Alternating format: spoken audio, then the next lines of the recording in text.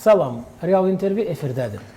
May ayının 17-sindən 22-sinədək Bakıda 13-cü Ümumdünya Şəhərsalma Forumu keçirildi və əslində elə bu forumdan gözləntilər son dərəcə ən yüksək səviyyədə özünü doğrultdu. Çünki nəzərə alaq, COP29-dan sonra WUF13 Azərbaycanın tarixində, Azərbaycan xalqının tarixində mühüm əhəmiyyət kəsb edən ən iri ikinci beynəlxalq tədbir idi, beynəlxalq platforma idi. Və nəzərə almalıyıq, 176 ölkə, 57 mindən artıq iştirakçı burada demək WUF13-də iştirak edirdi. Eyni zamanda 27 dövlət və hökumət başçısı məhz liderlərin bəyanatları sessiyasında iştirak etdilər. Əlbəttə, miqyasına və gündəliyinə görə WUF13 hətta özündən əvvəlki sessiyalardan da, forumlardan da fərqlənirdi. Və elə bu mötəbər tədbirin, bu vacib beynəlxalq platformanın siyasi əhəmiyyətini, bizə hansı siyasi dividendləri qazandırmasını siyasi şərhçi Məhəmməd Əsədullazadə ilə müzakirə edirik. Məhəmməd müəllim, xoş gəlmişsiniz. Xoş gördük. Məhəmməd müəllim, gəlin ondan başlayaq ki, əslində Azərbaycan, biz təbii ki, məsələnin ümumi bir yanaşmasına gəlin baxaq ki, bu vacib platforma beynəlxalq müstəvidə hansı siyasi əhəmiyyətə malikdir? Əlbəttə, Azərbaycanın buradakı rolunu istərdik ki, dəyərləndirək. Təbii ki, BMT-nin Ümumdünya Şəhərsalma Forumu elə bir ölkələrdə keçirilir ki, həmin ölkələr bu müstəvidə şəhərsalma istiqamətində mühüm layihələr həyata keçirib, onun siyasi, iqtisadi sferada həyata keçirdiyi siyasət və regional mövqeyi xüsusilə ölkənin iqtisadi, sosial və bu müstəvidə dövlətin apardığı strategiya mühüm qəbul olunur. Həmçinin həmin dövlətin beynəlxalq təşkilatlara ev sahibliyi necə bu müstəvidə həyata keçirəcək məsələləri ümumi götürülür. Azərbaycan bu sahədə mühüm təcrübəsi var. Bilirsiniz ki, Azərbaycan beynəlxalq təşkilatların, forumların, konferansların keçirilməsini ev sahibliyi edib. Və BMT də, xüsusilə BMT-nin təbii ki, ixtisaslaşmış institutların, həmçinin BMT-nin tərkibində olan təşkilatların konferanslarına Azərbaycan ev sahibliyi edib. Ümumiyyətlə, BMT-nin təşkilatları dünya miqyasında çox ciddi şəkildə qəbul olunur. Onun həyata keçirdiyi layihələr, konferanslar və bir çox ölkələrin, xüsusilə 100-dən artıq ölkələr bu tədbirlərdə iştirak edir. Yəni, bu gün dünyada BMT nə qədər tənqid olunsa da, amma biz görürük ki, BMT-nin nüfuzu qalmaqdadır. BMT-nin müxtəlif sahələr üzrə ixtisaslaşmış təşkilatların fəaliyyəti həmişə diqqət cəlb edir və həmin təşkilatların forumlarında, konferanslarda liderlər bir yerə toplaşır, ümumi müzakirələr aparırlar. Yəni, hesab edirəm ki, BMT öz nüfuzunu qorumaqla yanaşı, həmçinin onun ixtisaslaşmış beynəlxalq təşkilatları da dünyada humanitar, siyasi, iqtisadi, dini, ekologiya və digər sahələrdə öz işlərini aparır və demək olar ki, dünyanın 100-dən artıq ölkəsinə əməkdaşlıq edilir. Yəni, çox ciddi şəkildə siyasi nüfuzlu təşkilatlardır və çox dövlətlər də, demək olar ki, dünyanın 70% ölkələri də bu təşkilatın işində iştirak edirlər. Və hesab edirəm ki, Azərbaycan da BMT-nin bu işinə mühüm dəstək verir və BMT-nin bu təşkilatların konferanslarını Azərbaycanda keçirməsi də onu göstərir ki, Azərbaycan yüksək səviyyədə də bu təşkilatlara ev sahibliyi edir və dünya ölkələrin liderlərini, politoloqlarını, siyasətçilərini də yüksək səviyyədə qarşılayır və mühüm bir platforma kimi də yüksək səviyyədə bu tədbir hətta prezident səviyyəsində dəstək verilərək keçirilir. Bax, liderlərin bəyanatlarından gəlin danışaq. Liderlərin bəyanatları sessiyası bilavasitə Prezident İlham Əliyevin təşəbbüsü ilə baş tutdu və burada əsas vacib faktor, biz dünya mediasında izləyirdik, məhz dialoq platforması olaraq Bakının növbəti dəfə öz imkanlarını, öz məramını ifadə etməsi ilə bağlı idi. Biz, Məhəmməd müəllim, bax, bu liderlərin sessiyası bəyanatları sessiyası 27 dövlət və hökumət başçısının iştirakını qeyd edirik. Bəs dialoq platforması olaraq Bu yeni belə deyək, platformanın üstünlüyü, fərqli xüsusiyyətləri nədən ibarətdir? Həqiqətən də çox ciddi məsələyə toxunursunuz. Dünyada Antalya dialoq, diplomatik dialoq forumu var. Münhen bilirsiniz təhlükəsizlik forumu var və bu forumlarda dünya liderləri toplaşır, ümumi müzakirələr aparırlar. Dünyanın siyasi nizamının formalaşması, təhlükəsizlik məsələləri, elmi, dini, yəni bu çox mühüm siyasi hadisədir. Məhz Bakıda da keçirilən VUF 13 Beynəlxalq Şəhərsalma forumunda məhz cənab Prezident İlham Əliyevin birbaşa təklifi və iştirakı ilə keçən liderlərin bu forumu hesab edirəm ki, bu regional deyil. Təbii ki, bu beynəlxalq bir forum kimi dəyərləndirilir, xarakterize olunur və dünya mətbuatında da demək olar ki, Azərbaycanda bu forumun keçirilməsi ilə də bağlı çox ciddi şəkildə məqalələrdə dərc olundu. Mən hesab edirəm ki, bu cənab Prezidentin iştirakı ilə keçirilən liderlərin bu forumu buna bir ali siyasi beynəlxalq Bakı forumu kimi qeyd etmək olar. Çünki liderlərin bir araya toplaşması dünya miqyasında burada siyasi, təhlükəsizlik, beynəlxalq nizam və digər sahələrdə mühüm fikir mübadiləsi aparılırsa, təkliflər verilirsə, mən hesab edirəm ki, artıq bu BMT tərəfindən də rəsmi şəkildə qəbul olunmalıdır. Bakı Siyasi Beynəlxalq Forumu. Və bunun da siyasi əhəmiyyəti çox mühümdür. Çünki burada liderlər arasında müzakirə edilən məsələlər dediyim kimi dünyanı narahat edən məsələlərdir. Bu günləri dünya çox ciddi şəkildə təhlükəsizlik çağırışları ilə üz-üzədir. Müharibələr, enerji böhranı, iqtisadi böhran, demək olar ki, bir çox ölkələri təhdid edən əsas faktorlardan biridir. Məhz liderlərin bir araya gəlməsi, fikir mübadiləsi aparması, sülh və təhlükəsizlik bu problemlərdən çıxış yolu. Təbii ki, bunlar stenoqramlaşdırılır və rəsmi şəkildə bunlar BMT-nin sənədi kimi də yayılmalıdır. Və düşünürəm ki, Bakı Dialoq Forumu, məhz Azərbaycan Prezidentinin təşəbbüsdən keçirilməsi, mən düşünürəm ki, həm regional, həmçinin beynəlxalq siyasi münasibətlər sisteminə mühüm bir töhfə verə bilər. Məhəmməd müəllim, qalıcı irs deyirik. Məsələn, Azərbaycanın COP29-dakı qalıcı irsi bu artıq məlumdur. Yəni bizdə məhz aparılan müzakirələr iqlim dəyişiklikləri ilə mübarizəyə vəsaitin artırılması ilə nəticələndi. VUF 13, yəni 13-cü Ümumdünya Şəhərsalma Forumunun üçün Azərbaycanın qalıcı irsi sizcə nədən ibarət ola bilər? Mən təbii ki, COP29-da bəli, Azərbaycan böyük bir qalıcı iz buraxdı. Burada kifayət qədər milyarlarla dollar vəsaitin toplanması istiqamətində qərar da qəbul edildi. Bilirsiniz, bu çox mühüm bir hadisədir. Ekoloji bir müsbət hadisədir və dünyanın çox ölkələri tərəfindən də yüksək qiymətləndirildi. Bu birbaşa Azərbaycanın görürsünüz verdiyi dünyaya töhfənin bir hissəsidir. Cənab Prezident apardığı siyasətin məhz müsbət istiqamətlənməsidir. COP29-dan sonra keçirilən bu BMT-nin Beynəlxalq Şəhərsalma Forumu əlbəttə ki, burada Azərbaycanın qalıcı izi, ilk növbədə Azərbaycan bu şəhərsalma, urbanizasiya istiqamətində son 20 il ərzində çox mühüm işlər həyata keçirib. Və bu təbii ki, BMT-nin ixtisaslaşmış bu təşkilatı tərəfindən də bu sahə çox ciddi şəkildə incələnilib, təhlil olunur və bu müstəvidə Azərbaycan da təcrübəsi götürülür. Bilirsiniz ki, Bakı qədimliyi ilə müasirliyin vəhdətidir və bu Azərbaycan dövlətinin qurduğu şəhərsalma istiqamətində siyasətin tərkib hissəsidir. İkincisi, Azərbaycan ağıllı şəhər konsepsiyası həyata keçirir. İşğaldan azad olunmuş ərazilərdə yenidən qurma layihələri həyata keçirir. Gəncədir, Şəkidir, bilirsiniz ki, Şamaxıdır, bunlar qədim şəhərlərdir, amma müasirliyin də özündə ehtiva edir. İkincisi, orada dəvət olunan liderlər, ekspertlər, dünyanın aparıcı mütəxəssisləri də etiraf edirlər ki, Azərbaycan bu sahədə çox uğurlu işlər həyata keçirir və bu bizim ölkələr üçün də bir nümunə olacaq. Bu da qalıcı irs kimi qeyd etmək olar.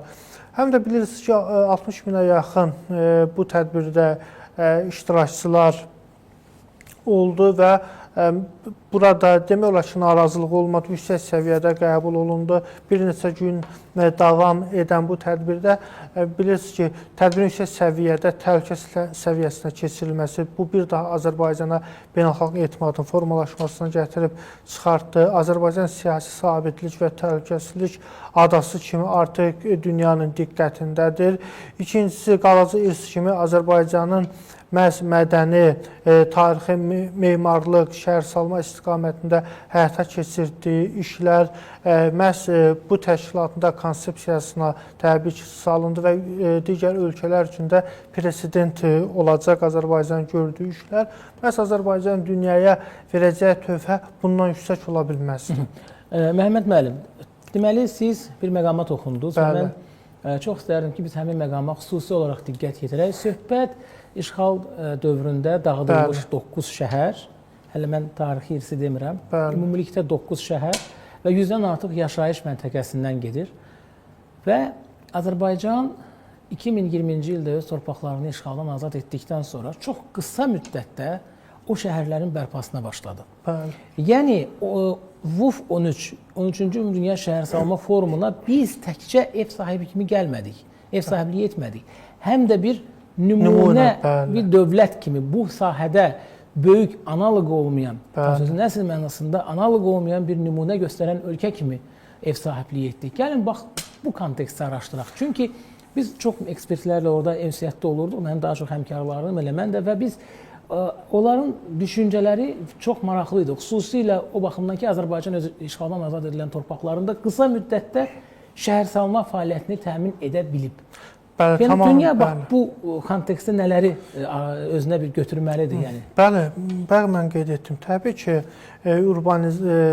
BMT-nin şəhərsalma və urbanizasiya üzrə ixtisaslaşmış bu təşkilatı məhz həmin forumu keçirəndə həmin ölkənin bu sahədə həyata keçirdiyi işlərə baxır. Bilirsiniz ki, bəli, 30 il ərzində Ermənistan tərəfi Azərbaycan işğal olunmuş ərazilərində demək olar ki, yaşayış məskənlərini yer üzündən silmişdi. Həmin şəhərlər və kəndlərin yenidən bərpası məhz dünya üçündə bir yenilikdir. Qısa bir müddətdə yeni şəhərlərin tikintisi. Təbii ki, BMT tərəfindən bu məsələlər çox ciddi baxılır, təhlil olunur və Azərbaycan təcrübəsi də demək olar ki, götürülür. Növbəti şəhərsalma, yenidən qurma işlərində dünyanın müxtəlif hissələrində BMT-nin proqramı kimi. Məsələn, Azərbaycan fikir verək 2023-cü ildə antiterror əməliyyatından sonra üstündən bilirsiniz ki, 2 ildən biraz vaxt keçib. Baxın, Ağdama gözəl tikilir, müasir şəhər tiplidir, yeni innovasiyalarla təmin olunub, yaşıl enerji. Bu günləri dünya yaşıl enerjidən danışır, ağıllı şəhər konsepsiyasından danışır. Azərbaycan artıq bunu tətbiq edib. Bilirsiniz, Zəngilanda, həmçinin Ağdamda və Laçında, həmçinin mühüm infrastruktur layihələr həyata keçirilir. Bu 2 il şəhərsalma və böyük bir ərazidə, biri var bir regionda, bir rayonda bu şəhəri, bu kəndləri tikəsən, Azərbaycan demək olar ki, böyük bir ərazidə, böyük bir arealda bu yenidən qurma infrastruktur, şəhərsalma layihəsini həyata keçir və arxitektura gözlənilməklə şəhərsalma arxitekturası və bu müddət, təbii ki, 2 il müddəti çox azdır və Azərbaycan bunu çox sürətli şəkildə və bu da təbii ki, yüksək səviyyədə BMT-nin urbanizasiya üzrə bəli, həmin təşkilatı tərəfindən də yüksək qiymətləndirir və düşünürəm ki, bu Azərbaycan apardığı məntiqli, iqtisadi, sosial strategiyanın tərkib hissəsidir və bu da yüksək qiymətləndirilir. Bax, ümumiyyətlə, bu tədbirlə bağlı başqa bir maraqlı nüans da var. Yəni, dünya mediasında biz rast gəlirik. Prezident İlham Əliyev növbəti dəfə liderliyi ilə dünya multilateralizminə bir töhfə verdi. Çünki baş verən prosesləri biz görürük və dialoq mərkəzi tapmaq bugün çox çətindir dünyada. Və siz qeyd etdiyiniz kimi Bakıda demək son dərəcə təhlükəsiz bir şəraitdə dünya məhz gələcəyin şəhərlərini yeni şəhərsalma gündəliyini müzakirə etdi. Bax, bu yeni şəhərsalma gündəliyi həm də əslində Məhəmməd müəllim siyasi məsələdir. Bəli, təbii ki, siyasi. Bu kontekstdə baxaq ki, çünki bütün hallarda burada bir siyasi mesaj var dünyaya. Yəni artıq şəhər salmaq vaxtıdır. Müharibə aparmaq, raket salmaq, mənim bir fikrim var. Tamamilə doğrudur. Bax, gəlin ondan danışaq. Yəni, Prezident İlham Əliyevin məhz dünya multilateralizminə verdiyi töhfə. Hansı təsnifatı burada biz götürməliyik? Hansı təsnifatlara əsas Tamamilə götürməliyik? çox düzgün qeyd etdiniz. Bəli, bu günlərin müharibələr, dağıntılar, nəinki şəhərlər qurulur, daha çox raketlər bu günlərə istehsal olunur və çox ölkələrdə ballistik raketlərin qurulmasına fəxr edirlər. O raketlər nədir? Qurulan, inkişaf etdirilən şəhərlərin, yaşayış məskənlərinin dağılmasına hesablanır da bu raketlər. Milyardlarla vəsait ayrılır. Bilirsiniz ki, hərbi sahəyə və bu da dünyada şəhər salma sahəsində, ağıllı şəhər salma sahəsində bu da böyük ləngimələrə gedir və nəzərə alaq ki, bir çox şəhərlərin infrastrukturu yoxdur. Hələ də onlar 19-cu, 20-ci əsr arxitekturasından qalır və bir çox şəhərlər də demək olar ki, dağıntıları da məruz qalır müharibə ilə. Bu günləri Ukraynada baş verənlər, İranda, Yaxın Şərqdə baş verənlər bunun bariz nümunəsidir. Məhz qeyd etdiyiniz məsələ, bəli, Azərbaycan bu tədbirə ev sahibliyi etməklə liderlərin keçirilən bu dialoq forumu Azərbaycan bir növ dünyaya mesaj verir ki, artıq yeni ağıllı şəhər salma strategiyasına qayıtmaq lazımdır, qrup yaratmaq lazımdır. Bu dünyada sülhə və təhlükəsizliyin təmin olunması üçün verilən mühüm bir mesajdır məhz BMT tərəfindən. Tarixin ən böyük vufu, yəni bundan əvvəlki 12 sessiyanı forumu götürsək, ən böyük vuf Bakıda keçirildi. Bəli, Bakıda keçirildi və dünyanın... Konkret rəqəmlər var çünki. Bəli, dünyanın bu günləri təhlükəsizlik arxitekturasının pozulması fonunda keçirilən bu forum əlbəttə ki, dünyaya sülh, təhlükəsizlik, yenidən qurma, birgə yaşayış konsepsiyasının mesajlarını verir. Bu da təbii ki, Azərbaycan prezidentinin apardığı siyasətin tərkib hissəsidir. Ağıllı ölkələr, ağıllı dövlət başçıları təbii ki, bunu yüksək qiymətləndirirlər, qəbul edirlər və həmin tədbirdə iştirak edən siyasi liderlər də, bir çox ölkələr nümayəndələri də məhz bunun dünya üçün mühüm bir, hətta qlobal bir yaşam çağırışı olduğunu da vurğuladılar. Çünki artıq dünyada sülh, təhlükəsizlik, yenidən qurma, şəhər salma layihələri həyata keçirilməlidir və bu istiqamətdə də Azərbaycan atdığı addım dünya üçün bir sülh forumudur. Və son olaraq Məhəmməd müəllim, mən istərdim ki, VUF 13-ün gələcəyə hesablanmış, yəni biz əslində danışdıq bu barədə, amma gələcəyə hesablanmış həm də bir devizi var, yəni bir çağırışı var.